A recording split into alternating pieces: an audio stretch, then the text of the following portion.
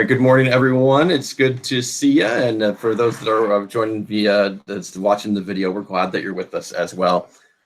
This morning, we're going to be looking at Ruth chapter 3 and 4. We're going to be finishing the book of Ruth today as we have made our journey through here and see life more as it's supposed to be. So thanks for being with us in this journey through Ruth. Just a few announcements before I begin with prayer and get started. We will not be meeting next week. We'll take 1 week off, and then we'll join back together in 2 weeks from today. I haven't yet determined what that will be. We'll probably jump to a New Testament book. We've been in the Old Testament for a little while, so we'll jump to a New Testament book and continue to read and study God's Word in that way. The reason we're not meeting next week, at least one of the reasons we're not meeting next week, is that we're going to be hosting at St. John's a prayer drive. For it's the National Day of Prayer on Thursday, May 7th.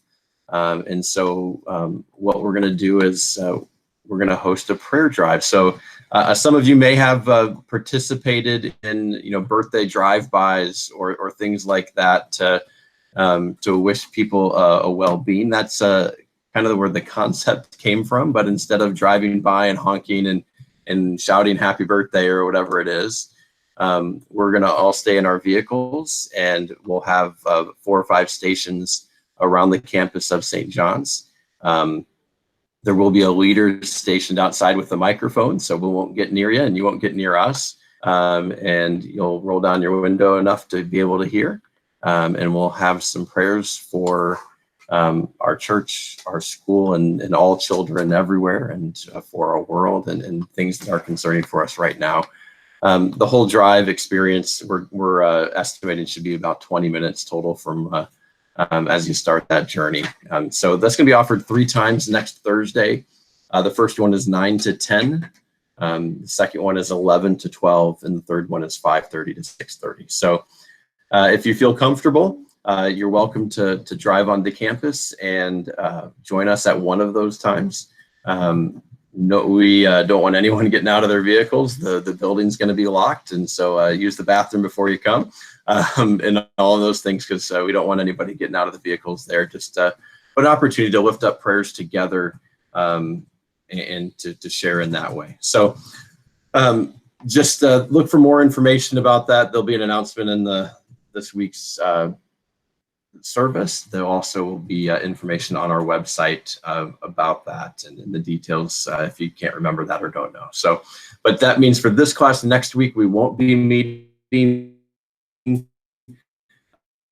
We'll take a week off, and then we'll join back up on the 14th. We'll start a new study and a new book. So that's the plan for us going forward. So we finished Ruth today. So let's go ahead and begin with prayer. Heavenly Father, thank you so much for the blessings that you give to us. Thank you for the blessing of the inheritance that you give through Jesus Christ, the blessing of life and future that you give to us. We ask that as we study your book of Ruth today, that you've given to us to learn more about you and about faithfulness, that you would just have that permeate our hearts and our minds, so that what you desire for us to know, we would come away with joy and thanksgiving. So today we just give to you in Jesus' name. Amen. All right, so we're walking through again just the book of Ruth. We've walked through the last 2 weeks, Ruth 1 and 2. And this week, so if you missed those and you want to go back, those videos, you can go and get on the St. John's YouTube page. Those prior videos for Bible classes are there as well. But this week, we're going to finish the book of Ruth. We're going to look at Ruth 3 and 4. And today harkens back to, last week we kind of shared at the beginning kind of just the story of how Nikki and I met as we see Boaz and Ruth meet. And so today we see a great proposal that happens in the book of Ruth. And so just share a little bit more about Nikki's and my journey about our proposal story. It was awesome. we were in college. We'd been dating for about 2.5 years. And we were on a band tour. We were both in our wind symphony in college, the top level band at our school. And we were in tour in Florida. And some of you might know how much Nikki likes Disney. I don't know if you know that about Nikki or not, but she loves Disney, as do I. And we had a free day on our tour, the one free day we had, and we had the opportunity to go to Disney or Universal. You want to hear Nikki's version? I'll let her tell it. Yeah, go ahead. Okay. Good morning, everybody. Yeah, we're on this Wind Symphony tour, and we had a free day at Disney World. We were at the Magic Kingdom, and Andy, we had been dating. He said, "Hey, let's plan on doing dinner together, a fun meal. Would you like to eat dinner at Cinderella's castle?" Absolutely. She's my favorite princess, and I'd never eaten at the castle. There is a restaurant in there, if you didn't know. And so we made reservations, and then did different rides and activities during the day, and then we went back. And they ended up putting us at the center window table. It was amazing. I think they had pity on me, is what it really was. So. Then, so the meal progresses, and toward the end of the meal, Andy gets down on one knee and pulls out a ring, and he asks me a question, and I said yes, and I start to cry, and everybody in the restaurant started to clap. It was awesome. But before we were getting ready, I'm like, "Nikki, you're not dressed for dinner before we go into the restaurant." That's right. And I'm like, I'm wearing shorts and a t-shirt. How can they not let me into this restaurant? How are they going to deny me this access? Yeah. So you're not dressed for dinner, and she's like looking at me like, "What?" And so in the store right next to there, I bought her a tiara to wear for dinner. So she was wearing a tiara through the dinner as well. So yeah. Right. So that's our thanks, Nikki. Yeah. So that's our proposal story. And it's it has some of the customs and the things that maybe we're used to, of getting down on one knee and all of those kinds of things. And so none of that is foreign to us. But when we look at the proposal story of Ruth and Boaz, there's a lot of things that are like, well, that's weird. Just as we look through that and we read through that. But maybe not so much if we were part of that culture. And so just they would look at, why would you get down on one knee? That's really weird. That's what Boaz and Ruth would say to me, if they were reading our story. So, and you may have your own proposal stories. I wish I had time to hear all of those this morning. That would be a lot of fun for those of you that have been married and those kinds of things. I just love hearing those. It's one of the things that when I lead a pre-marriage retreat, I always hear couples' proposal stories, because those are always fun to hear. So let's go into Ruth chapter 3, and let's go ahead and start reading that section of scripture and diving into God's word that way. Can somebody read verses 1 through 5 of Ruth chapter 3?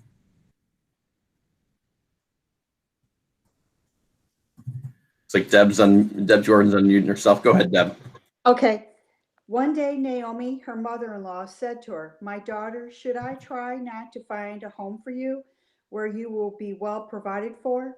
Is not Boaz, with whose servant girls who have been a kinsman of ours?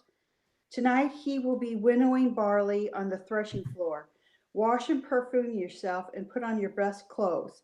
Then go down to the threshing floor, but don't let him know you are there until he has finished eating and drinking. When he lies down, note the place where he is lying. Then go and uncover his feet and lie down. He will tell you what to do. I will do whatever you say," Ruth answered. All right, thank you. All right, so this scene always reminds me of, if you've seen Fiddler on the Roof, there's a song in there called Matchmaker, right? Matchmaker, matchmaker, make me a match, right? That is exactly what Naomi is doing here. Naomi, I read a commentary that said the old women of the village were just wise enough, and just meddlesome enough that they could make matches like this and provide the opportunity for wisdom and those kinds of things. So Naomi's being a little meddlesome here, but she's also looking to provide for Ruth and through that for herself. as she is playing matchmaker, trying to make this work, to set this up. This is probably the best time of year, culturally speaking, to enter into marriage relationships, to make business transactions. If you pause and think about that, if it's the best time of year for those things, because this is when people have just gathered in their harvests, which means they have the most resources and flexibility available to them. They know maybe the future outlook of the best at this time, right after the grain harvest. They know if it's going to be a good year or a bad year. They know what kind of resources are available to them. And so Naomi takes advantage of the timing of this, as well as trying to read in the generosity of Boaz, of what that might mean. Maybe there's attraction there, maybe there's not, as we talked about last week. You can kind of read that however you want, but Naomi at least sees the generosity there as an opportunity to take it one step further, and maybe turn that into a marriage proposal. So she tells Ruth to wait, hide in the shadows, wait till Boaz has finished his hard day of work, has eaten, had his fill, has laid down, and then go and uncover his feet. Is what what Naomi tells Ruth to do, for a couple reasons. It's going to be secluded. It's private in the midst of this. And so it's an opportunity to offer this transaction, this business transaction. That's what marriages were in those days, were business transactions there. So this all happens on a threshing floor. I'm going to show you a picture through my camera of a threshing floor in Israel. I'm going to try to get that close enough for you there. There we go. So you can see flat stones on the bottom. Those would have probably been much more smooth as they were functional, so grain wouldn't fall through. And there's a little barrier to catch maybe any of the grain or those things around the wall. But typically it was the highest point, or one of the highest points in the village or the city. And what they would do is they would beat the grain and keep throwing it up in the air to break apart the grain from the husk. The wind would then catch the husk and blow that away. So after doing that over and over again, eventually all that you had left was the grain, and the chaff and the husks were going into maybe or disposed of in some other way. And so that's the work that Boaz has been doing. And so Ruth goes to him on that threshing floor. He lays down, it says, on grain, and falls asleep there after a hard day's work. Probably sleeping there for a couple of reasons. One, he's probably tired and exhausted. Two, he probably is protecting the grain that he has just winnowed, that he has just threshed out. By sleeping on it, for someone to take it, they're going to have to move him to take his grain. And so this would not, so that's probably why he's sleeping there for those things as well. So Ruth is risking, if you think about that, as she goes to Boaz, Ruth is risking a couple of things. She is risking her safety. She is going to a man in the middle of the night, perfumed and anointed and washed. And it would be easy for Boaz or anyone else to interpret her actions as one of a prostitute. So Boaz could have done one of two things. He could have treated her like a prostitute, taken advantage of her and left her by the wayside. Or he could have exposed her that she was acting like a prostitute. And that was a crime that was punishable by death if that was taken that way and moved that way. And so Naomi's risking that in the midst of that. So she's risking her reputation, her life, her safety, all of those things by following Naomi's advice. But Naomi knows there's a risk, but is working and trying to have the reward. She knows the reward if it works out. So, and so then we get to this, probably one of the, there's a lot of different things for interpreters and stuff in the book of Ruth, but one of the interesting one is this action of uncover his feet. All right, and we look at that and we're like, well, why did he do that? Why did she do that? What's going on? And so, I believe I'll tell you what I think it is, and I know there are commentators that are definitely in line with this, and I'll tell you then what some other folks have suggested. So I believe it is a literal uncovering of Boaz's feet, that she has kind of moved that covering, a blanket cloak off of him, and has laid down at his feet as a symbol of I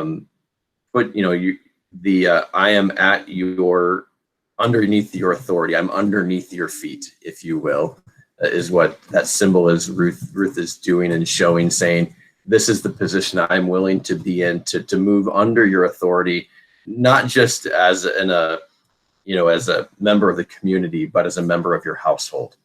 The second thing that does is, if you've ever, kind of fallen asleep and woken up with just a little bit of a chill, that probably would have done that as his feet were exposed. It wouldn't have been an immediate wake up kind of a thing as she's doing that action, but as the wind was blowing over his feet, that would have cooled him down and probably would have woken him up in the midst of that, which is exactly what we see described in the next section. Some have suggested, and I think this is probably a stretch, and I don't think it necessarily reads with the rest of the story, that to uncover his feet is an idiom for something sexual. To uncover his feet would be to uncover his nakedness, to uncover his man parts, if you will, and be a sexual advance in that way. With the integrity and that Ruth acts with the whole story, with the whole account, with the integrity that Boaz does back and protecting those things and the appearance of those things throughout the rest of this chapter. I just don't think that fits with the rest of the story, rest of the account. I think it's trying to read something into that that isn't there, trying to make an idiom where there isn't one. So, but just if you hear that, or if you kind of buy into that, know that there are others that think that and have that too. So I wanted to present that to make sure that you're aware of that. Other people do suggest that. I think it's just simply a matter of uncovering his feet. And I think the symbolism there is she is placing himself underneath his feet, under his authority, under his protection, under his care in an intimate way, as part, not just like one of his servant girls, but in a more intimate way of the proposal of, I desire to be part of your household, to always be under your protection, your feet, your care. So any thoughts, questions, comments on that?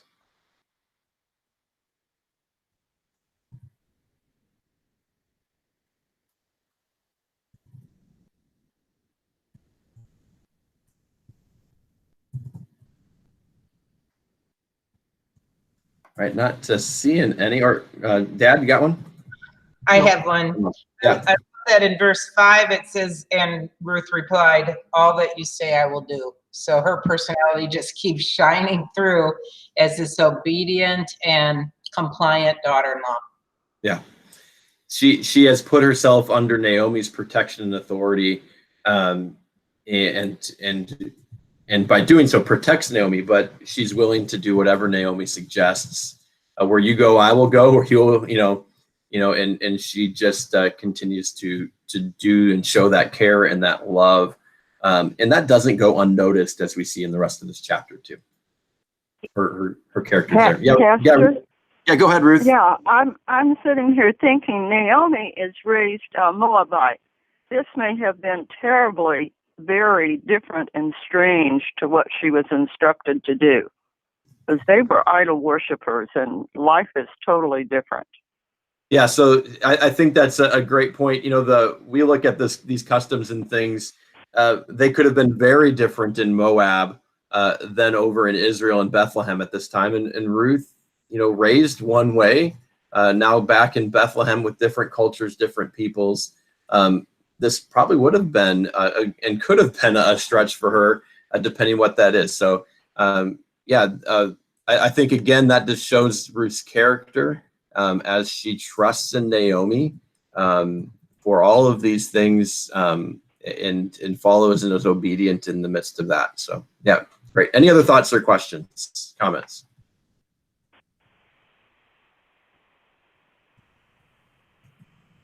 All right. Well, let's keep going on. Can somebody read for us Ruth chapter 3, verses 6 through 13?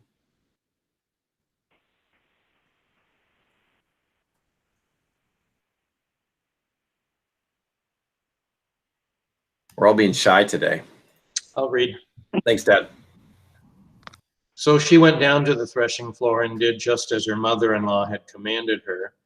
And when Boaz had eaten and drunk, and his heart was merry, he went to lie down at the end of the heap of grain. Then she came softly, uncovered his feet, and lay down. At midnight the man was startled and turned over, and behold, a woman lay at his feet. He said, "Who are you?" And she answered, "I am Ruth, your servant. Spread your wings over my servant, over your servant, for you are a redeemer." And he said, "May you be blessed by the Lord, my daughter. You have made this last kindness greater than the first, in that you have not gone after young men, whether poor or rich. And now, my daughter, do not fear. I will do for you all that you ask. For all my fellow townsmen know that you are a worthy woman. And now it is true that I am a redeemer, yet there is a redeemer nearer than I. Remain tonight, and in the morning, if he will redeem you, good, let him do it. But if he is not willing to redeem you, then as the Lord lives, I will redeem you. Lie down until the morning." All right, great. Thank you so much. All right, so Naomi does exactly, or Ruth does exactly as Naomi tells her. It kind of plays out and unfolds just like Naomi thought it would. The wisdom there of one who's been through many harvests and things. And so Boaz in the middle of the night wakes up and he's startled. There's a woman lying at his feet and he's wondering what's going on. And so he's like, "Who are you? What's going on?" And Ruth says that it's Ruth, and basically proposes marriage here, as she says, "Cover me with spread your cloak over me," right? Spread your wings over your servant, protect us, redeem me in the midst of all of these things. And so she basically proposes marriage is what she's doing. And it's by spread your wings over me and redeem me is how Ruth asks Boaz to marry her. She doesn't get down on one knee. He doesn't get down on one knee. But Ruth is the initiator here in this marriage proposal. And Boaz, before we get to Boaz's answer, he talks about Ruth's reputation. It says all that all that you do has been known. You are a worthy woman. All the fellow townspeople know it. And so in just a few short months, she has gained this reputation as someone who is virtuous, worthy, caring, obedient, selfless, sacrificial, a servant heart in the midst of all of this. And Boaz doesn't just say, "I've seen this." He says, all of the townspeople know. So this is not simply just Boaz's personal reflection. This is something that is become common knowledge and that people are talking about at the town gate and other things about Ruth and about her character.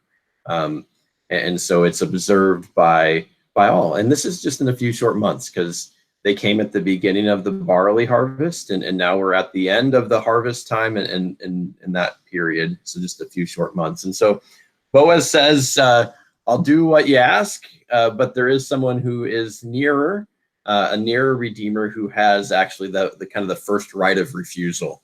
Might be the way that we think about that in terms of our society today. Is sometimes you can go to someone and get a first property, if you know, and talk to them and get this legal arrangement that if they ever sell, that you first have the opportunity to buy the property. And so we call that a first right of refusal. So if my neighbor, you know, if I went to my neighbor and said, you know, if you ever sell your house, I'd like to buy it. And you make a legal contract on that. And so they offer their house before anyone else gets a chance to offer that. I have the opportunity to buy it at their asking price. And that's called a first right of refusal. And that's really what Boaz is saying. This other nearer relative, he has the right, he has the authority to be your redeemer. I can't step around him because that is not right or proper or good. Again, we're seeing both Naomi, Ruth and Boaz especially, they're doing the right things. Boaz just doesn't say, sure, yeah, I'll do that, and just go around tradition and legality. He doesn't just take advantage of Ruth there. He does the right and proper things, just as Ruth has done the honorable and noble things by caring for her mother-in-law, Naomi. And so that's where it's left. It's, yep, I'll do all that you ask if I am able to, if it's within my power. And then he says, but stay here till the morning. It's not, basically probably because it's not safe for you to go back out in the middle of the night in that way. So any thoughts, questions, answers, comments on this section as we're looking at this marriage proposal? A little bit different than Nikki's and my marriage proposal story. So any thoughts, questions, comments here? It just seems that he's maybe kind of given thought to this, that she just showed up in his field and he inquired who she was, but then he had to have continued to inquire to find out that she has kin closer than him, even in the town. So it just seems like he's put some thought into it. Yeah, and I think, and whether that's from a romantic interest or just from a interest to take care of Naomi or an interest to acquire this property, Michelle, we're not really sure. But the reality is probably as soon as Naomi came back into town, whether or not Ruth was in the picture, this idea of who has the right to redeem her property probably went through his mind. And if, you know, and Boaz, again, we see his character, we see his virtue there. And it might be that, you know, had he been the first one in line, he would have already taken care of this. He may have already redeemed the property without having to be asked, right? You know, if he'd have been first in line, but without it being his responsibility, he might not, you know, wasn't his place to act in that. But again, I think this is something, yeah, I think he would have known whether or not he would have had to really think about and get out the family tree to really figure this out. I think this is something that would have been known.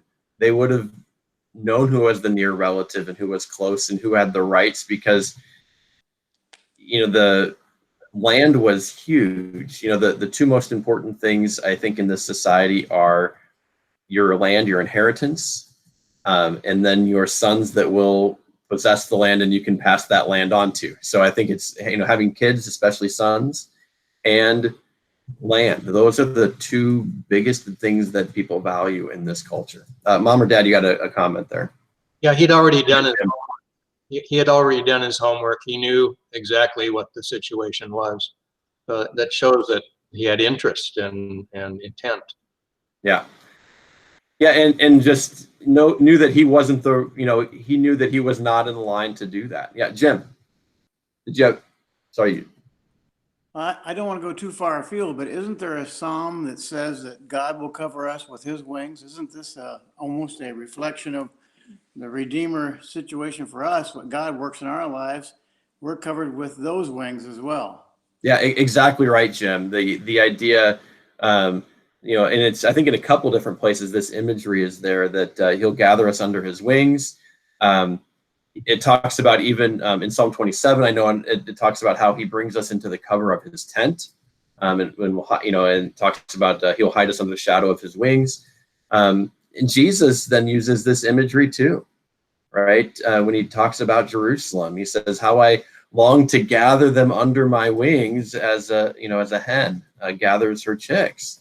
But you would not, you know, and so this image, this idea of this provider, this redeemer, this caretaker, very much, I think, points to God. I think we'll talk about it at the end, but Boaz is a type of someone who points to Jesus and who Jesus is for us as our redeemer. So we'll talk about that more at the end. So bring that back up as we talk about that covering that Boaz gives to Ruth, but also that covering that God gives to us in Christ. And that imagery is there before we get to Jesus, but then just expands under him as well. Thanks for that. Any other thoughts, comments, questions?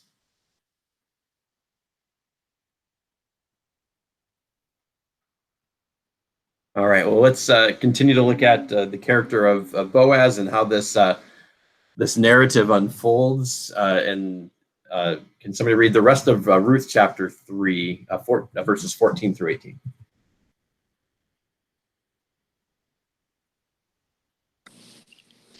I can. Thanks, Michelle. 14. So she lay at his feet until morning, but got up before anyone could be recognized. And he said, "Don't let it be known that a woman came to the threshing floor." He also said, "Bring me the shawl you are wearing and hold it out." When she did so, he poured into it 6 measures of barley and put it on her. Then he went back to town. When Ruth came to her mother-in-law, Naomi asked, "How did it go, my daughter?"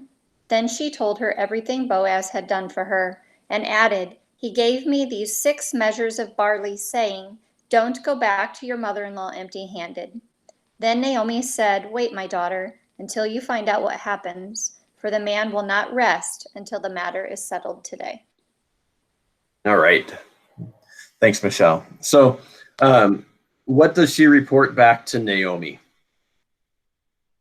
Everything that had happened, right? Hey, Boaz says that there's a near redeemer, that all this is going on. And just even we see Boaz's character in the midst of this, even with the grain, that Ruth doesn't return empty handed. And this is often how Ruth returned from working, isn't it? She returned from working in the fields carrying things full of grain. And so the note in the Bible, my Lutheran Study Bible, just says this would have lessened suspicion about Ruth's activity, not heightened it, because she was used to returning with grain. But Boaz gives her a generous gift in the midst of that as well.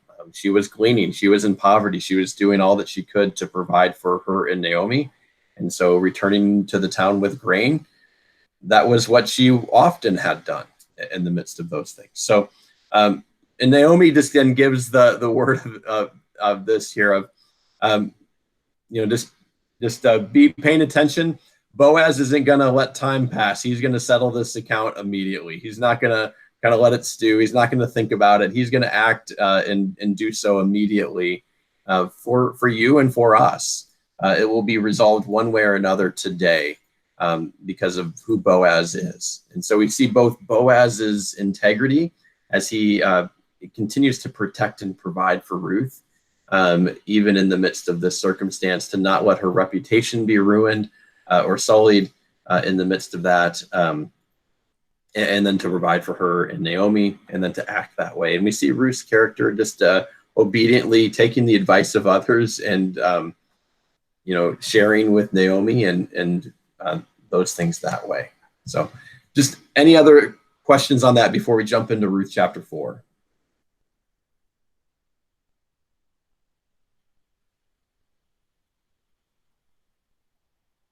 Okay. So before we jump into Ruth chapter 4, just a reminder of the role of a redeemer. That's the next question. We talked about that last week. And the Redeemer had the role first of buying back the estate of a deceased relative. So if a deceased relative had died or had sold their field, when they died, the nearest relative was supposed to purchase that field back, to buy back, to redeem it, so that field stayed in the family. So that land stayed in that possession, stayed within the family. It was given by God to this family. It wasn't supposed to go outside of that. And so they were to redeem it, to buy it back when someone died. The second thing they were to do was they were to buy back impoverished relative who had been sold into slavery. So they were to buy them back. They were to receive. Third thing is they could receive a payment due if one of their relatives received that kind of ransom price. They could also be that blood avenger. And lastly, they could act as a legal liaison for another relative. And so really what's in play here is that first section is buying back. Just reading a couple different commentaries and things this week. Naomi is not in possession of this field, of this land. There's some difference in struggles with translation, and we'll talk about those as we read this next section. If she were in possession of this land, she and Ruth wouldn't have to glean in another field. They would be able to harvest from the field that was Elimelech's and be able to have food and sustenance that way. But she's not in possession of it. And we've talked before whether Elimelech sold that field before going to Moab because they were destitute and struggling in the famine, or whether they just kind of abandoned it and someone else has taken possession of it while they were gone, harvesting and reaping. Possessions then possession then and as is now is 9/10 of the law, right? That's what they say. So the squatter is not going to give up. He's the one that sowed the grain in there. He's been tilling and working the field for 10 years. He's not going to give that up. And so Naomi would need to buy that back, but they don't have the money for food, let alone to purchase back the field. And so the Redeemer would purchase that back for Ruth, for Naomi, and on behalf of their dead relative. And so that's the idea, so that it would stay with the family. Now, financially speaking, as we look at this account, if Naomi never has kids, if Ruth never has kids, then if you redeem that field on behalf of Elimelech and there is no heir, then you eventually are going to get the field. It's going to be added to your wealth and to your inheritance. If, however, Naomi or Ruth have a male heir, then you are using your wealth to buy back a field for someone else, and long term, that will not benefit you financially. It's really like taking money away from your heirs and from your estate and from your wealth. It's the right thing to do, but it does take a sacrifice. It does require that you are lessening your financial position in order to help a relative. It's your duty. It's the right thing to do. It's honorable, but it still hinders your wealth in that if there is a male heir that's produced or that comes out of that. So that's really the setting here. Boaz, it seems, without question, is willing to do this, but he's not sure what the other relative is going to do. And we'll talk about a couple different ways that this passage has been read in the cultural context after we read it. So we kind of get a full picture of that. I think in any of those interpretations, Boaz is doing the honorable thing at personal cost to himself and his family. He is using that where the other redeemer is not willing to compromise his family's wealth or position. So with that being said, let's go ahead and read. Can somebody read for us Ruth chapter 4, verses 1 through 6? I'll read that. Or, sorry, Michelle, I saw you unmute before you do that, Linda. Michelle, did you have a comment? I saw you unmute yourself for a second, or a question. Oh, Yeah, question. So We'll get to, okay, we'll do that first, then we'll have Linda read. So Okay. thanks. Go ahead, Michelle. sorry. So before, like when Boaz goes to do to redeem her, does the land become his then until Naomi or Ruth would have an heir, or does it become the lady's land? Like the lady. Yeah, it would really be Boaz's, unless there's a male heir. Yeah. Okay. Yep. Now, but he would use that to provide for them, but it really would be Boaz's if he were the one to purchase that, or if the other relative purchased it, it would be their land, unless Ruth and Naomi had a male heir. Now, they as they redeem the land, they're also to care for any relatives that are associated with that land, and so they would be taking responsibility. But that would be a short term in terms of land goes, a short term responsibility to care for Ruth and Naomi, even in the midst of gaining the possession of the land. So, yeah, great question. Go ahead, Linda. Why don't you read verses 1 through 6 of chapter 4? Okay. Meanwhile, Boaz went up to the town gate and sat down there just as the guardian redeemer he had mentioned came along. Boaz said, "Come over here, my friend, and sit down." So he went over and sat down. Boaz took 10 of the elders of the town and said, "Sit here," and they did so. Then he said to the guardian redeemer, "Naomi, who has come back from Moab, is selling the piece of land that belonged to our relative Elimelech. I thought I should bring the matter to your attention and suggest that you buy it in the presence of these seated here, in the presence of the elders of my people. If you will redeem it, do so. But if you will not, tell me so I will know. For no one has the right to do it except you, and I am next in line." "I will redeem it," he said. Then Boaz said, "On the day you buy the land from Naomi, you also acquire Ruth the Moabite, the dead man's widow, in order to maintain the name of the dead with his property." At this, the guardian redeemer said, "Then I cannot redeem it, because I might endanger my own estate. You redeem it yourself. I cannot do it." All right, thank you. So this section raises challenges for those that are translating and interpreting this, and some of it has to do with Hebrew language, and in English, some of our words are much more precise, and even some of our tenses, where in Hebrew, the same word and the same construction of the word could mean 2 or 3 different things, and the one reading it has to know exactly, and makes that decision of what that looks like. And so we'll unpack that a little bit as we read along. So I'll highlight some of those things as we go along. So what's Boaz asking the Redeemer to do? If you think about that, that kind of that's really what was going along here. So this idea of the city gate, this is really the gathering spot in the town. It's where all the action in the town happens. If you're going out to work in a field, you pass through the city gate. If you're coming in from the field, you're going through the city gate. If there's travelers coming by, they're going through the city gate.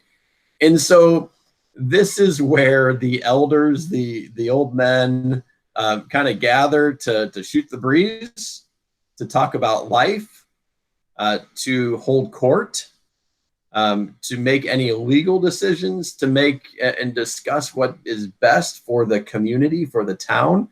Again, this is not about individual rights here. This is about communal rights and communal well-being. And this is the place where it happens, at the city or the town gate. In one of the ruins that was able to see in Israel, in the city of Dan, way up north, there is been uncovered the city gate chamber that's there. And along one side, there's kind of just a bench along the whole one side of this gate chamber where you can imagine just people sitting and talking about life and about what's going on, just as kind of what's happening here in Bethlehem. Boaz goes there and he waits, and it doesn't take very long before the kinsman redeemer comes by. He says, "Hey, I've got something for you. Come over here and talk." This would have been where business happened. And so this was a normal thing. What's interesting at the gate in Dan, however, is there is also next to that bench, there's a larger dais, a little platform where the king or the ruler or the lord would have come and had a special little seat where he would have sat to do the same thing, to hold court, to pronounce judgments. In the story of David and Absalom, you hear of Absalom kind of usurping that role of, hey, the king's too busy. He can't hear your case. Just talk to me and I'll do this for you. But this is the kind of thing that would have been done at the city gates, this business transaction that takes place there. And so, they still,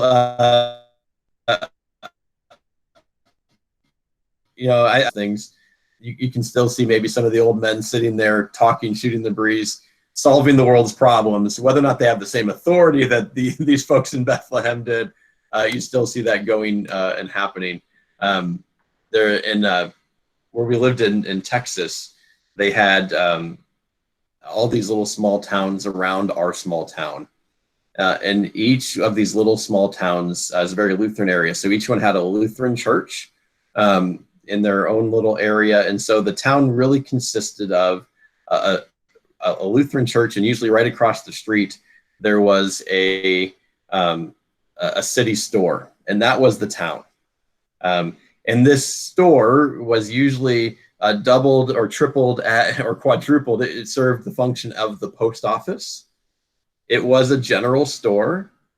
It usually had a restaurant, and it had a bar. And that was like Warda store, and they sold Warda burgers, and you had that there. But out front, Ron, was exactly like you talked about. There was a place where people could sit and shoot the breeze and talk, and that's where people gathered, and that's where a life happened there. So kind of a good picture of that. And so as we look at the language here, he says, "Sit down. Naomi has come back." And in mine, I think is very similar to what yours said, Linda, and is selling the parcel of land that belonged to Elimelech. That verb, therefore, is selling, is kind of in the perfect tense. So really, it could mean not only is selling, but it could mean she has sold. And so that's really more consistent probably with this. If she's selling it, then she'd be able to harvest from it. But it's really, it has been sold. Naomi is looking at this property and it has been sold. And that's why it needs to be bought back. It needs to be redeemed.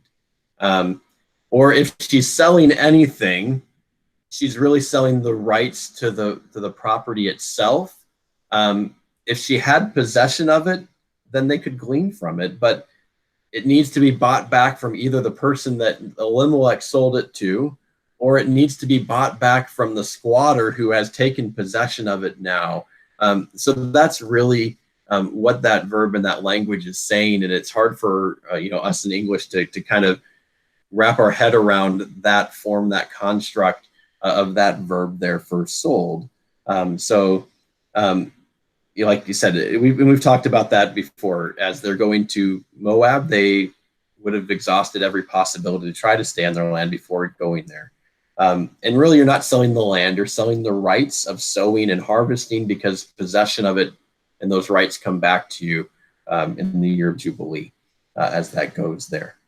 And so that's one of the difficulties in translation there, but there's also this in verse 5 where it says, "The day you acquire the field, I also will, you also will acquire Ruth." but an alternate translation or reading of that is, the day you redeem the field, I will marry Ruth.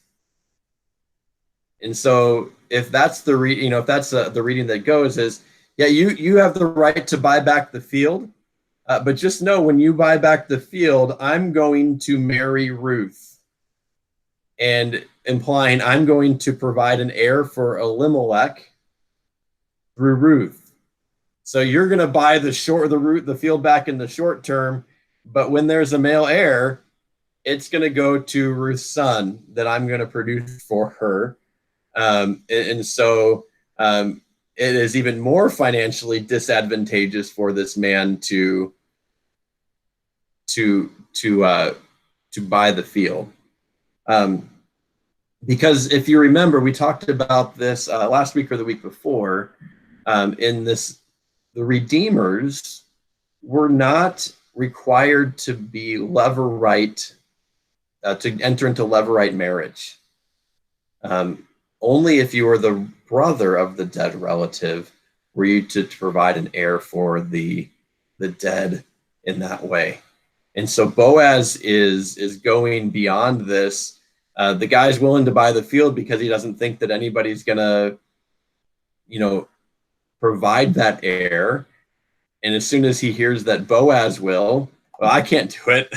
I'm not gonna go that way. If you're gonna go around the side and provide an heir for Elimelech that way, I'm not gonna provide that heir. That's what's going on. So yeah, whether or not anybody knew about this, whether the Redeemer hadn't done this yet because he was waiting to see if anyone else would do that. His wife may have been in the picture. I think one of the reasons that Boaz wants Ruth to keep their encounter a secret, and that he acts on this quickly, is so that people won't know that there's been this marriage proposal. Because he's able to play that to his advantage in his dealings with this man. So I think for one of two reasons, depending on how you read this man refuses the right to redeem Elimelech's property, and both have to do, I think, with Ruth. One, if he redeems the property. And this is kind of the way that I went first, or is kind of had gone with it when I was first reading this and going through this and studied this previous to this, is that that he'd marry Ruth and provide an heir, and then he'd buy it back. But in the long term, he would end up having to give some of his inheritance that would have only gone to his sons also to Ruth's child, if he also acquires Ruth in that way. The second way is, I think, the way we're talking about it now, is that Boaz really intends to marry Ruth either way, to provide for her, to put himself at a disadvantage to care for her, whether or not he gets the land. He is going to protect and provide for Ruth and Naomi, but that puts the Redeemer at a disadvantageous spot, because even if he redeems and does the honorable thing in the short term, in the long term, he still is going to have to give the land back over to Ruth's child. And so it's the short-term honorable thing. He gets to use it for a short term in either way, but the long term, it is not advantageous for him financially. And so he passes on it. He says, no, I can't do it. And maybe there's some things with his wife there too, of knowing the relationship there, and that won't work if he brings Ruth into the household or any of those kinds of things too. But he passes on this. He says, okay, you go ahead. And you notice how Boaz talks about this too, is I want to redeem it, but it's not my right. I don't have the option or ability to do it. You have to do it, or you have to refuse. So Boaz is very much following and doing the upright things, of following the customs and the law, of doing that in a very much a way of integrity, even as he has some business smarts and acumen here as we go through. So any thoughts or, as I think we talked about all the questions there, any thoughts or comments or clarifications as we read through that?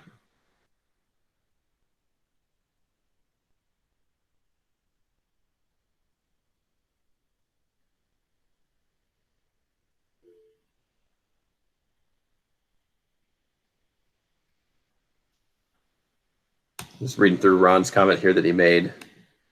Yeah. Yeah, that's a great maybe parallel. I hadn't made that observation or connection before, but no one can blame neither Orpah or the kinsman. I think in their actions, they were doing the thing that made sense, the thing that was looking after their own interests, but at the same time, they were looking to that instead of maybe doing the right thing or the faithful thing in the midst of that. And so they were doing something that was, and so I think there are some similar motives, different actions, but similar motives between that. Thanks for drawing that connection there. Any other thoughts? Remember, Orpah was the other daughter-in-law of Naomi that said, was going with her, and then Naomi said, go back to your mother's household and have a life. And with tears, she said, okay. And Boaz here says to the Redeemer, hey, you do this, but if you don't, I'll take care of it. And the Redeemer says, okay, you take care of it, and they go forward that way. All right, so let's keep reading. Ruth 4, can somebody read for us verses 7 through 12? I will. Thanks, Mom. Now this was the custom in former times in Israel concerning redeeming and exchanging to confirm a transaction. The one drew off his sandal and gave it to the other. And this was the manner of attesting in Israel. So when the Redeemer said to Boaz, buy it for yourself, he drew off his sandal. Then Boaz said to the elders and all the people, you are witnesses this day that I have bought from the hand of Naomi all that belonged to Elimelech and all that belonged to Chilion and Mahlon. Also Ruth the Moabite, the widow of Mahlon, I have bought to be my wife, to perpetuate the name of the dead in this inheritance, that the name of the dead may not be cut off from among his brothers and from the gate of this native place. You are witnesses this day. Then all the people who were at the gate and the elders said, we are witnesses. May the Lord make the woman who is coming into your house like Rachel and Leah, who together built up the house of Israel. May you act worthily in Ephrathah and be renowned in Bethlehem. And may your house be like the house of Perez, whom Tamar bore to Judah, because of the offspring that the Lord will give you by this young woman. All right, thank you. So, so they removed the sandal, and this showed that that this was the way of transferring property rights. And what's interesting here is oftentimes as we're reading scripture, as we look back on it, we're like, I really don't understand that custom, right? And we need to kind of do some research and look at those customs and have that explained to us. And then we're like, oh, okay, that makes sense. I get that. Well, here, the author of Ruth is writing enough later that he has to explain a custom to his readers and his hearers, saying, hey, the Redeemer took off his sandal and gave it to Boaz. He didn't just say that. He said he had to explain why he did that, because that was not the custom, it seems, anymore. And so to go and to kind of see and understand, hey, it's important to understand the cultural things, even so much that the author is explaining this custom to his group of readers, because it's changed in however many years the account of Ruth has happened to now when he has written this down, probably sometime during the time of David. So at least in 3 or 4 generations, this custom is not being done anymore. But here's what the custom means, that they're transferring property rights. And here's probably why that custom was with the sandal. So in your sandals, you stand on your property, on your feet, and you're firmly planted on the ground, right? And to take off a sandal and transfer that is saying, I am not standing on this ground anymore. Here, you stand on it. You now have the rights to stand where I stood, to have the land that was under my feet now be the land under your feet, under your sandals. And so it was a very literal kind of idea of standing and being in possession of where you stood. That's what you owned. There are other instances of practices like this where people would literally lift their foot off the ground as they're making a transaction, and the other person would put their foot down where that person's foot had been, kind of symbolizing that I am not in possession of this land anymore. I'm not standing here. You now have the right to stand and be where I was. And that's really what this exchange of the sandal is doing. It seems odd. It seems weird to us. But probably a handshake for firming an agreement up would, as had been the custom in many places in our country, in our culture, would have seemed really dumb and foreign to Boaz and this guy. They're like, why are you shaking hands? That doesn't mean anything. That doesn't have anything to do with anything else. That's just weird. And so this was what was done in this culture, and the author is making that clear, because that even in the generations from Boaz to David, that custom has changed. Dad or Mom. I always thought it was also, a shoe was probably pretty valuable then. You didn't want to go too far without one if you could. So it would be like I'm offering to you in making this covenant, finalize something of great value to me. I used to teach with a person who, if a student wanted to borrow a pencil, they'd have to turn in a shoe. That way, at the end of the period, then the kid would get their shoe back when the pencil was returned. And it always reminded me of this. I thought that was an interesting way to deal. I never wanted all those stinky shoes in front of my classroom, but it worked for him. Yeah, and there probably is some value to that too. Of you didn't have, I can go in my closet today and I have shoes to choose from. If they had sandals, they were wealthy. If they had more than one tunic, as we saw in the story of Samson and the Judges, you had extreme wealth. So there is probably some truth to that. As well, as this idea of I'm giving up possession of where my foot has been, now your foot can be. Boaz probably didn't walk away with this guy's sandal, but the man was able to put it back on before they left. But the symbol of where I stood, now I'm giving you the right to stand where I have stood, is really what that's conveying there. Yeah, thanks. So this arrangement actually put Boaz at a disadvantage financially. He has to pay for the field, and whether that money would go to Ruth, which I think is probably less likely, or go to the person who has bought or acquired the rights to harvest that, whether that was squatters' rights or whether they purchased that from Elimelech, Boaz has to take money out of his accumulated wealth and the inheritance that would pass on to his children. He diminishes his inheritance, his wealth, in order to purchase and buy back this field. He now also has the responsibility to care for Ruth and Naomi. And he, by agreeing and saying that no matter what you do, I'm going to marry Ruth, as kind of I read that statement there. He is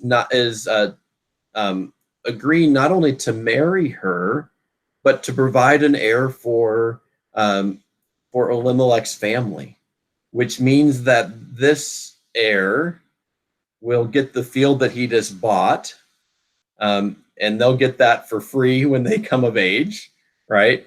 That this heir will get some of his wealth as he divides it amongst all his children, because usually this child was seen as a child of the dead relative, but also his own child. And that's why in the genealogies it can go both ways on that. So he is financially diminishing his resources. And for me, I do read this as Boaz being older, as we saw kind of in that last section of, you've done me great honor. You didn't go after young men. Boaz is probably 20 to 40 years older than Ruth here. That's kind of how I read it. Ruth is probably 20-ish. Boaz is probably 40 to 60 is kind of how I read this. You can read it a different way if you want to, but the fact that Boaz highlights that you've done me great honor in not going after young men your own age. And in this culture, there was already a significant, usually gap between women who married and their husbands. Husbands were established and everything else. So a normal gap would have been at least probably 10 years or so between couples. And so I'm thinking Boaz is at least 20 years older than Ruth, if not more, which means he should have, if he's a well-established member of the society, he should have already married and have an heir, because that's what he needed to do to perpetuate his own line. He's not going to wait till he's 45, 50, 60 years old before taking his first wife and having an heir to provide for his family. Now, that's all conjecture. We don't see that or hear or know that from Scripture. That's just trying to read the culture a little bit. It may be that he never married, or it may be that his wife was barren and he didn't have kids, or it may be that he had a wife and she died, or we don't know any of that stuff. That's just conjecture as we read that. But no matter where you come down on this, of kind of forming the other details in the story that we don't know about, the reality is Boaz puts himself at a financial disadvantage to do the honorable thing, potentially sacrificing both wealth and inheritance to provide for Ruth and Naomi. All right. And the elders bless Boaz, right? Which and they recall to mind, may Ruth be like Tamar, may Ruth be like Rachel and Leah, right? These great women in their ancestral history. I'll use parentheses around great, but they were great because they provided heirs and kids whom they were then descended from. And so again, the two most important things in this culture are, having heirs and the land. And so that's what Rachel and Leah provided for Jacob. They provided heirs for him so that he could, and they became the women of the ancestors of the children of Israel. Tamar has done the same thing now for basically the people of Bethlehem. This is where her kids are the Ephrathites. And so Tamar, so it's Rachel and Leah, and then even narrower, the way that Tamar did that for Judah, for us, where we live here. And so this blessing of, may your house be as great as the house of Jacob through this woman.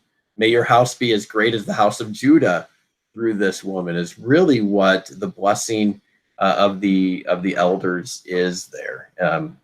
And that's actually what happens as she becomes the ancestor of the house of David, the matriarch of that. Micah 2 references Bethlehem, Ephrathah, and Jesus in the midst of that. Though you're least among the clans of Judah, out of you will come a ruler. Micah 5 verse 2 in the midst of that. And so, in the midst of Judges, sometimes, this is when that takes place, we're like, does anybody even know their history? Do they know what God had done for them? Do they know how God had been faithful, or they just kind of forgotten all of that? And so We see, though, even in the midst of the struggle where people aren't being faithful, we see here in the account of Ruth that these elders at the city gate, they know their history. They know about Abraham, Isaac, and Jacob. They know about Judah, so they at least know the book of Genesis and those accounts very well, as we see that in the story there. All right. Any questions, comments, thoughts to this point? All right. This is Ron. I'll read that there.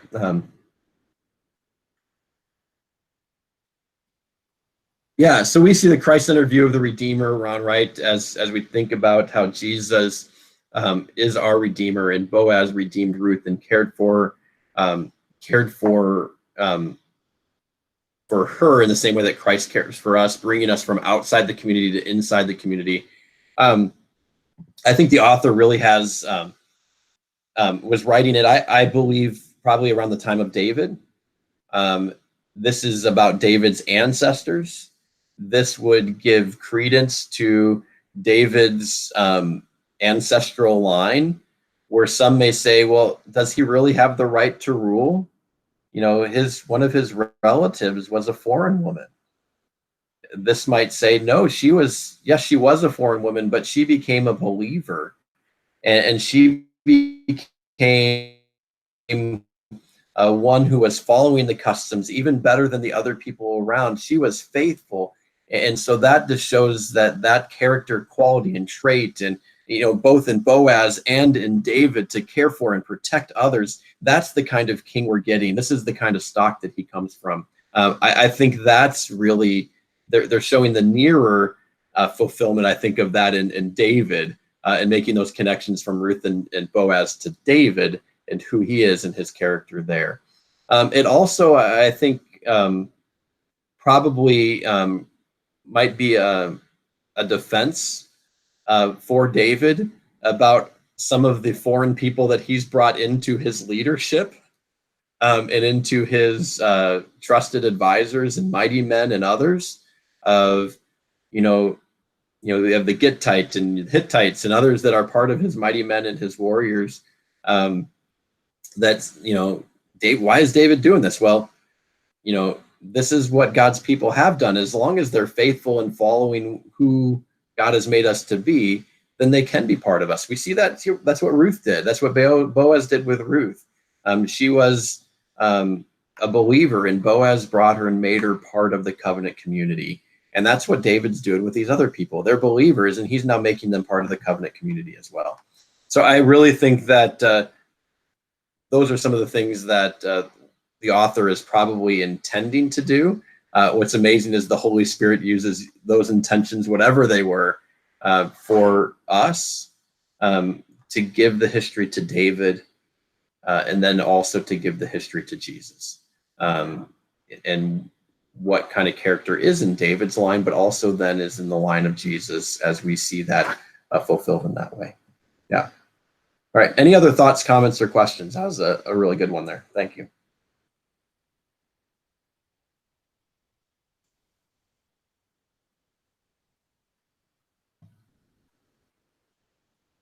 All right. Well, let's go ahead and then finish off the rest of the book. If we can read, somebody can read 13 through the end of the book, through 22. I'll take it. Thanks, Laura. So Boaz took Ruth, and she became his wife. And he went into her, and the Lord gave her conception, and she bore a son. And the women said to Naomi, "Blessed be the Lord, who has not left you this day without a redeemer, and may his name be renowned in Israel. He shall be to you a restorer of life and a nourisher of your old age. For your daughter-in-law, who loves you, who is more to you than 7 sons, has given birth to him." Then Naomi took the child and laid him on her lap and became his nurse. And the women of the neighborhood gave him a name, saying, "A son has been born to Naomi." They named him Obed. He was the father of Jesse, the father of David. Now these are the generations of Perez. Perez fathered Hezron. Hezron fathered Ram. Ram fathered Amminadab fathered Nahshon. Nahshon fathered Salmon. Salmon fathered Boaz. Boaz fathered Obed. Obed fathered Jesse. And Jesse fathered David. All right, thank you very much. Nice job with those names. You didn't realize you're getting into that, did you? Nice job, thank you. Yeah, great job with that. So at the beginning when Naomi returned, you notice she said, don't call me Naomi, which, call me Mara, which means bitter.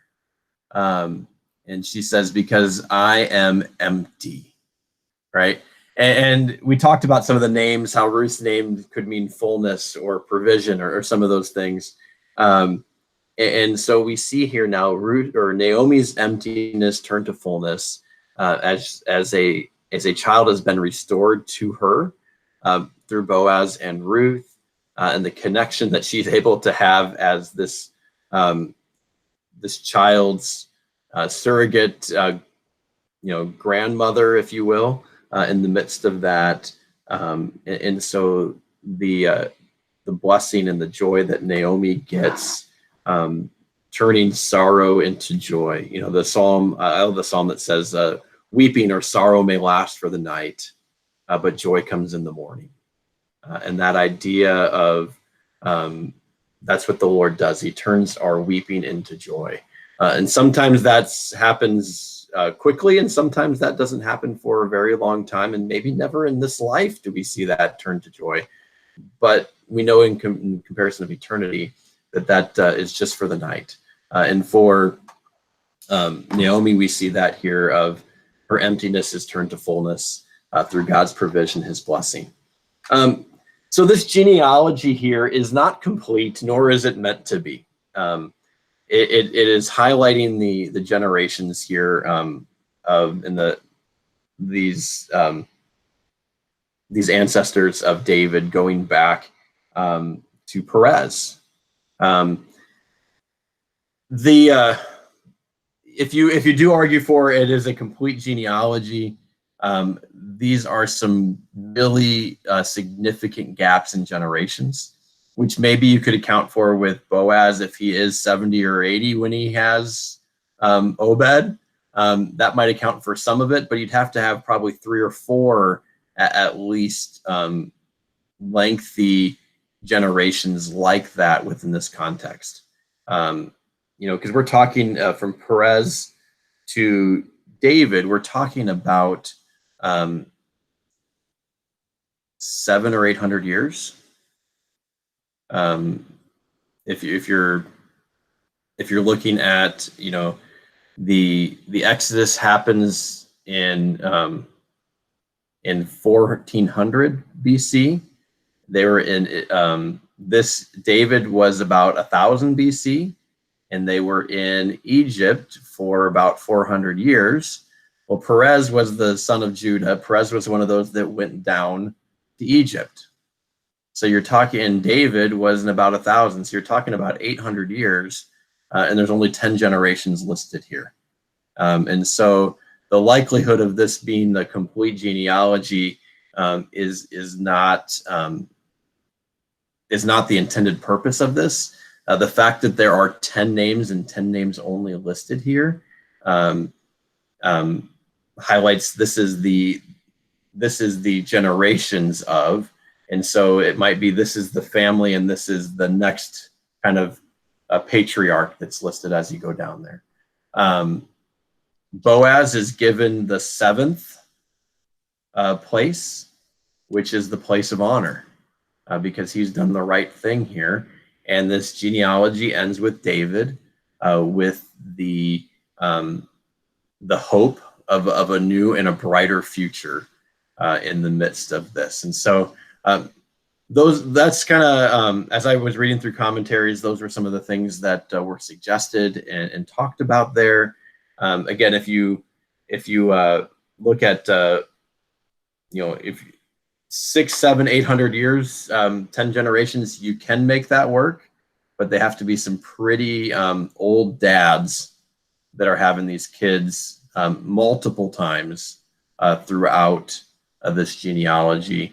And again, I think that probably is true in the case of Boaz. but we don't have any indication. And we know that it could be true in the case of Jesse because David's the youngest. But that's those are some things that as we look at in those. So I just want to read to you just in the Lutheran Study Bible, the note there on verses 18 through 22 says, "This genealogy is not complete, nor was it meant to be. 2 other 10-generation lists are found in Genesis, Adam to Noah, and Shem to Abraham. Both lists end with a new beginning and hope." And so just kind of the comment there, or the idea of what that was going through. So, yeah. So just any questions, comments before we kind of jump into some of these kind of overall global comments that really tie some of the story of Ruth to Christ and to us. Any questions, comments about the account of Ruth, or this last section here?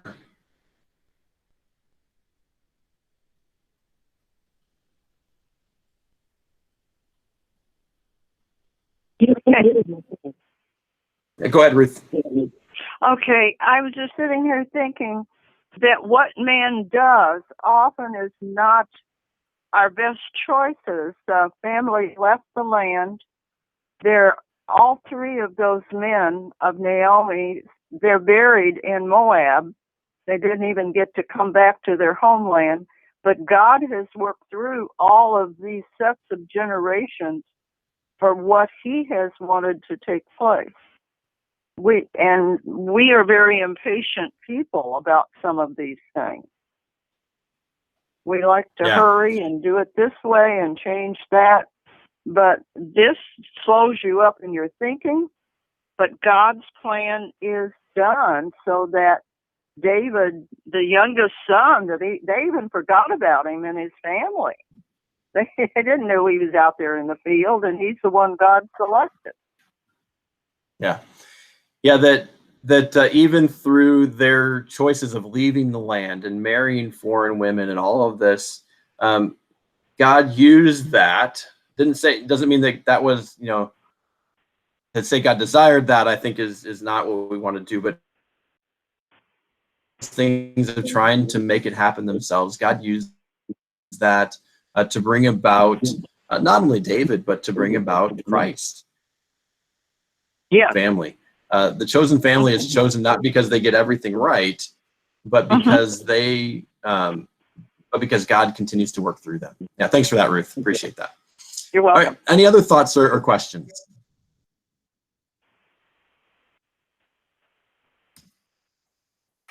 All right. So God turns our emptiness to fullness, and I just love for you guys to talk about that a little bit. Of, oftentimes we can feel empty. We can feel like Naomi, that life is just bitter.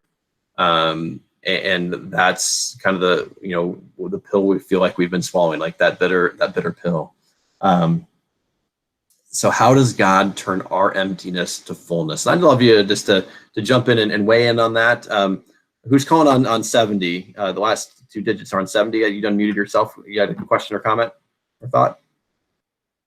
Hello? Yeah, go ahead. Oh, you just muted yourself again. Well, if you unmute yourself, just jump in and start talking, and we'll highlight you there too. How does God turn our bitterness to fullness? And you can unmute yourself and jump in, or to share in the comment section. Just reflect on that for a minute. How does he turn our emptiness to fullness?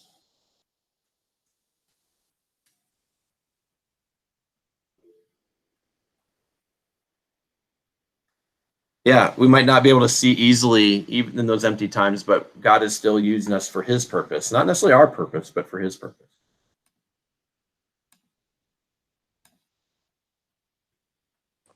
Andy, I think that when you're talking about, this was a woman that was grieving, and now times being a widow myself, you are dealing with grieving, and you've got family, you have the financial part of it, you got to figure it all out. But by having a church family to help you keep your eyes on Jesus, it helps you all work it out. So I really Yeah, think that makes a big difference by having God in your life and not. Yeah, thanks for sharing that, Deb. Yeah, um, yeah, we have the Lord that allows us and gives to us and provides for us and wraps us around with his church family that's there. Lord, thanks for sharing that too. The emptiness allows us to focus on Him for our needs, not on someone or something else or any of that, but how God provides. And again, we can't save ourselves. And we can't inherit our heavenly home. We can't buy that for ourselves, just as Ruth couldn't. But God gives that to us and provides for us that way. So let's go into that next question there. And Gail, I think there's a tie for your comment there of Boaz, a type of Christ, how he points to the work and action of Jesus. We had an inheritance that was given to us by God that as part of His creation, but we'd lost that. And as we were sold into slavery, into sin, we lost that inheritance of life forever with God. In that land, that heavenly land, and that Garden of Eden that God had given, we lost it. But what does Jesus do? He pays the price to buy back our inheritance, to give us a hope and a future, to redeem us, to purchase us out of the destitution and the slavery of sin. To spread His wings over us, Pastor Kirk, as you were talking about earlier, to cover us under His tent. Jesus does all of these things. So, Jim, please add to that or other thoughts. One of the things I was thinking about when it related to the Redeemer is how many Redeemers do you know that would die for people who would reject them? Yeah. I mean, unbelievable that we have to think about that as I think about Jesus dying on the cross for everyone, not just some, but all, but including those who would reject Him. That's just mind-boggling. So that's a little bit different than, we don't know. Boaz didn't know whether or not Ruth would have a child. Yeah.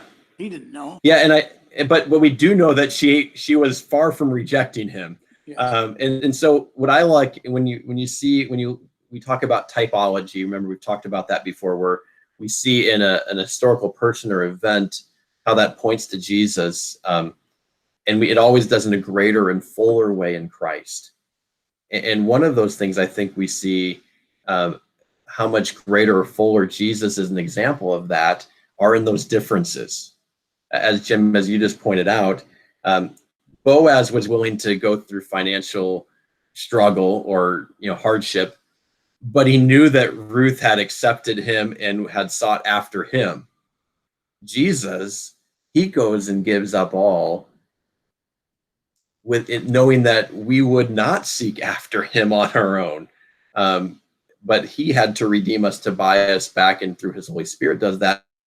There'll be some that would never accept this gift that He had given to them of being their Redeemer.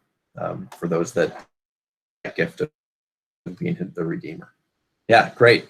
Any other thoughts on that? And again, this the last question there, as you're thinking about that too, is right in line with that. Our Redeemer has given up all for us, so that we could have a hope and a future, so that our inheritance could be bought back. That inheritance of life forever with God, walking with God in the cool of the day, as Adam and Eve did, to have that very intimate presence and relationship with God. That's what Jesus bought us back. That's the land and the inheritance that we're receiving.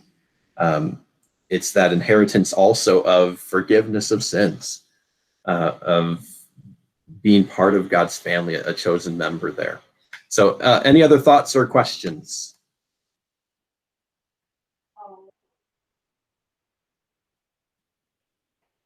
Hello. All right. Yeah, go ahead. Yeah, Pastor. Yep. Hello. Good to hear from you. Go ahead. Yep, you're there. Go ahead. You're live. It sure seemed like Naomi, Ruth was a love story. And also, can you tell us where Austin got his call to? I sure can. I can do that. Thanks, Rusty. Yeah, and so we definitely I think read that back into it, this love story, and we try to put that modern twist and romantic aspect to it. And I'm not saying that wasn't there, but in this culture, it would have been seen as a great story, and it didn't need to have the romantic, lovey-dovey stuff in it to be a great story, because the story was really about redemption, and the story was about faithfulness. That those were more important than a love story like we would think about it. And so we see those things about how um, Boaz cares for Ruth, and Ruth is caring for Naomi and doing the right thing, and it all works out happily ever after. It does get to that happily ever after, but romantic love was not part of the happily ever after accounts in most of any of the biblical accounts that we see. We do see it in a couple different places, but that love, that romance, that stuff comes later. In a culture where you have arranged marriages and other things, the love and the romance wasn't the basis for most relationships. It was the fulfillment of the the inheritance and the children. That was the more important than this romantic love story. Yeah, so let me close with prayer, and then I'll share where Austin got his call to as well. So Heavenly Father, thanks so much for this day. Thank you for blessing us, for being with us, for showing us your love, your mercy, your care, your grace. Just continue to watch over us, to give us your mercy, your peace, your protection. Cover us, Lord, with your wings. Bring us into your tent so that we may always dwell with you in those gifts that you give to us. We thank you for Jesus, that you provide those things for us through our Redeemer. It's in his name we pray. Amen. All right, so I'm going to go ahead and just turn the recording off as we just do a couple of these announcements yet too. Just a reminder that, again, next week we won't be meeting at our normal time. We'll take a week off, and then we'll resume gathering video-wise on May 14th. But May 7th is the National Day of Prayer, and so we'll have the gathering up at church. Again, you're not getting out of your cars. You're staying in your vehicles.